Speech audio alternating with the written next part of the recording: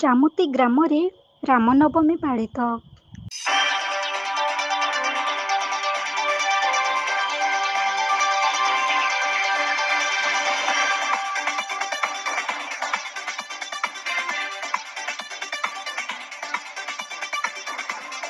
ମୟୂରଭଞ୍ଜ ଜିଲ୍ଲା ସୁକ୍ରୁଳି ବ୍ଲକ ଅନ୍ତର୍ଗତ ଜାମୁତି ଗ୍ରାମରେ ମହାଆଡ଼ମ୍ବର ସହକାରେ ପାଳିତ ହୋଇଯାଇଛି ପ୍ରଭୁ ଶ୍ରୀରାମଙ୍କ ପବିତ୍ର ରାମନବମୀ ଉତ୍ସବ।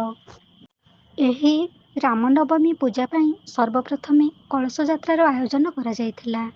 ପବିତ୍ର ପୁଣ୍ୟତୟା ବୈତରଣୀ ନଦୀର କଙ୍କଡ଼ା ଘାଟରୁ ମହିଳାମାନେ ଜଳ ଆଣି ରାମନବମୀ ପୂଜା କାର୍ଯ୍ୟକ୍ରମ ଆୟୋଜନ କରାଯାଇଥିଲା। ବୈତରଣୀ ନଦୀର କଙ୍କଡ଼ା ଘାଟରୁ ମହିଳାମାନେ ବିରାଟ ପଟୁଆର ମଧ୍ୟରେ କଳସ ଯାତ୍ରା କରିଥିଲେ। ଏହି କଳସ ଯାତ୍ରା ଖୁବ୍ ଆକର୍ଷଣୀୟ ହୋଇଥିବା ବେଳେ କଳସ ଯାତ୍ରାରେ ନାମ ସଂକୀର୍ତ୍ତନ ଅଧିକ ଆକର୍ଷଣୀୟ କରିଦେଇଥିଲା।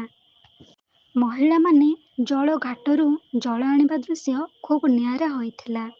ମୁଣ୍ଡରେ ପୂର୍ଣ୍ଣ କଳସ ବୋହି ଲମ୍ବା ଧାଡ଼ିରେ କଳସ ଯାତ୍ରା କରିବା ବେଳେ ଭକ୍ତି ଓ ଭାବନାରେ ସମସ୍ତେ ମଜି ଯାଇଥିବା ଦେଖିବାକୁ ମିଳିଥିଲା।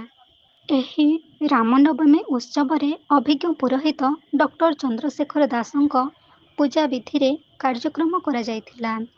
ପ୍ରଭୁ ଶ୍ରୀରାମଙ୍କ ପବିତ୍ର ଉତ୍ସବରେ ଜାମୁତି ଗ୍ରାମ ସହିତ ପଡ଼ୋଶୀ ଗ୍ରାମ କୁସୁନପୁର, ଘାଗର୍ଦା, କାଶିଆବେଡ଼ା, ବୁଡ଼ାମରା, ଉପରଡିହା ଗ୍ରାମର ଗ୍ରାମବାସୀ ଉପସ୍ଥିତ ରହିଥିଲେ।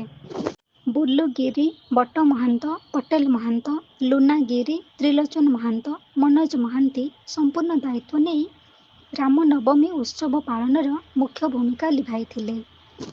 ଭକ୍ତି ଓ ବିଶ୍ୱାସର ସହିତ ଖୁବ୍ ଉତ୍ସାହ ଉଦ୍ଦୀପନା ମଧ୍ୟରେ ଜାମୁତି ଗ୍ରାମରେ ଶ୍ରୀରାମ ନବମୀ ଉତ୍ସବ ପାଳିତ ହୋଇଯାଇଛି।